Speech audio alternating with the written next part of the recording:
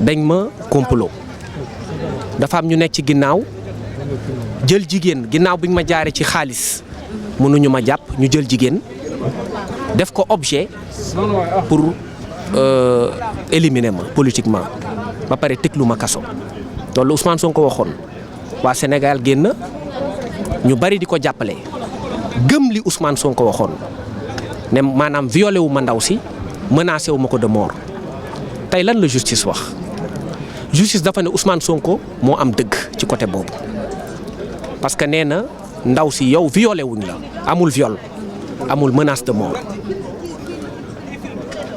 li am solo mooy pendant 2 ans dañu jaay nit ñi viol ba dëkk bi yëngu nit ñi am ñu ak génn àdduna am ñoo xam ne seen alal yàqu na ci am ñoo xam ne seen avenir yàqu na ci tey justice ne loolu amul li ndaw si doon wax yëpp amul boo leen ko gisee gis ngeen nu mu mel mu ngi doon jooy ci biir parce que justice da ko ne viol amul kenn violé wu la kenn tëddeewu la amul menace de mort waa léegi bu loolu amee nan nga mën a taxawee ne Ousmane Sonko da doon joxe xaalis pour corrompre jeunesse koo xam ne dafa ñëw ci salon ne day maase wu ñu maase ko mu fay dem kooku nan lay corrompre jeunesse su boobaa ñi dem ci salon wala ñi dem jox xaalis taalibe wala ñi dem def leneen ñoom ñëpp mën nañ ne dañu def corruption de jeunesse bu fekkee xaalis rek nga jël fay ko parce que dañ la defal un service.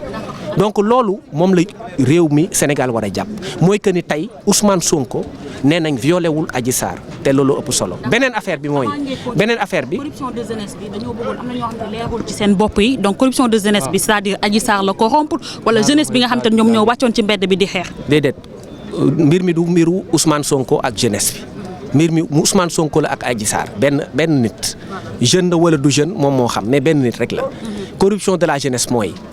ngay utiliser jeunesse di lekk ci moom xaalis di ci profiter pour ay avantages sexuels xam nga boo demee ba taxaw ne Ousmane Sonko tëddeewu ko amul woon yaqin ni intention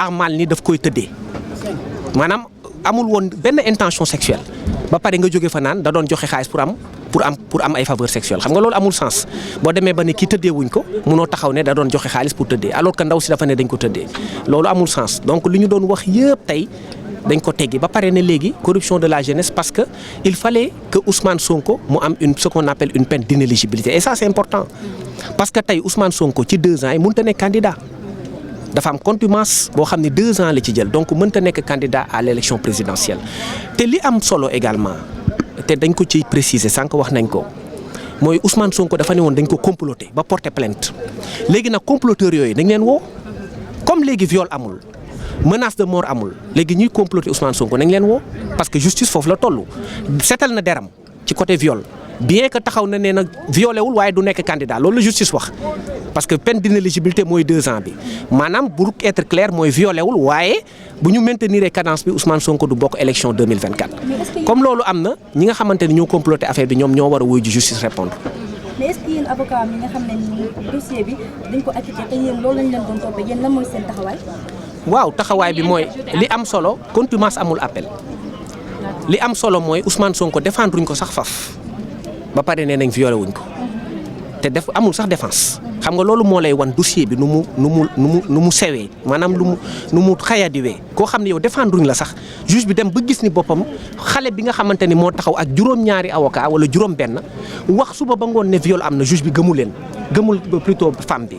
te li am solo mooy loolu mooy juge bi benn adverse benn partie la amoon jël version te taxul mu gëm ko moo lay wan ne dossier caaxaan la te loolu rek moo ci am solo ñaar mooy Ousmane Sonko violé wul menacé wul de mort beneen bi mooy Ousmane Sonko mënta nekk candidat en 2024.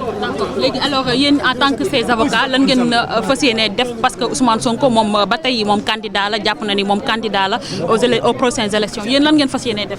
waaw ñun lu ñuy def dañuy constater rek texte yi lii la wax dafa ne ku ñu tëj 2 ans mënoo nekk candidat waaw Ousmane Sonko position de principe am c'est une position politique mais judiciairement fi mu nekk ni la ko sénégalais yëpp xam 2 ans ferme yu ñu ko tëj mënut a nekk candidat à l'élection présidentielle de 2024. alors 2 ans ferme yi daf koy peut-être yoon dina juge bi day décerner mandat d'amener wala moom da koy toog këram.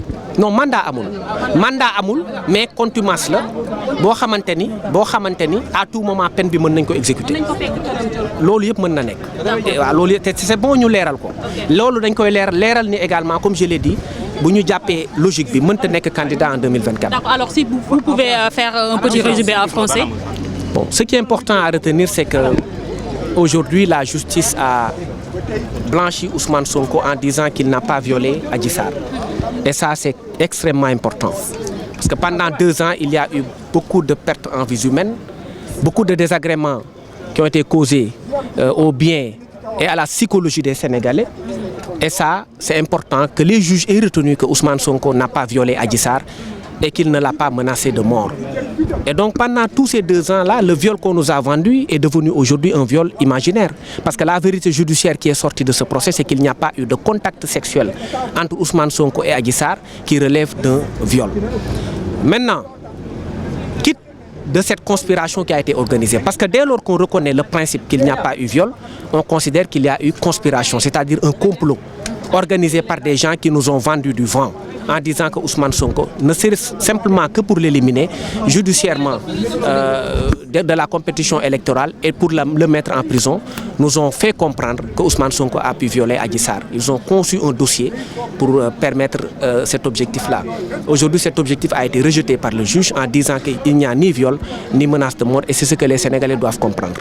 Par contre, la peine empêche Ousmane Sonko d'être candidat à la compétition électorale de 2024.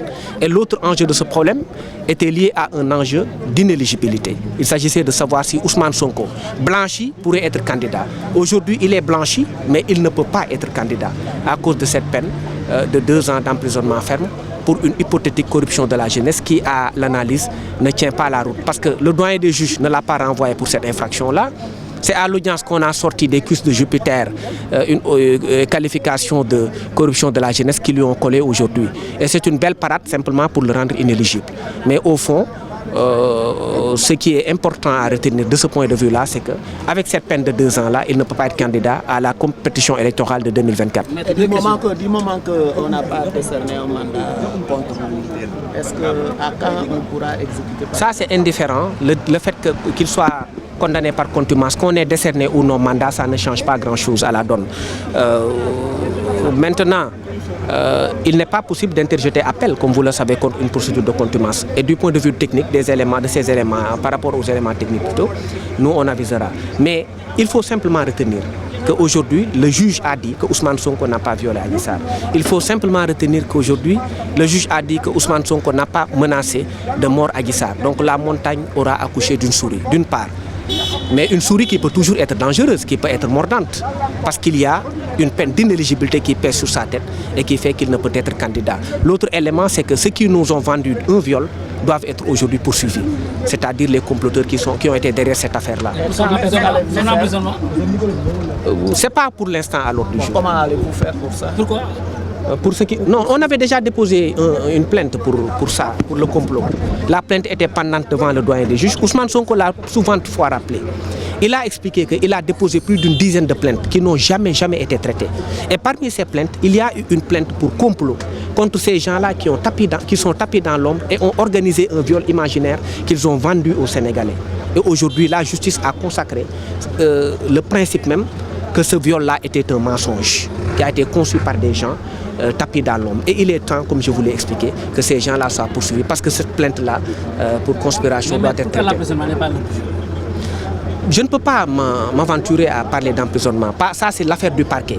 Et nous estimons qu'à ce stade où la nation est face à beaucoup de contingences, que chacun prenne ses responsabilités. Maintenant qu'il est condamné, qu'en est-il de son éligibilité? Je l'ai déjà dit.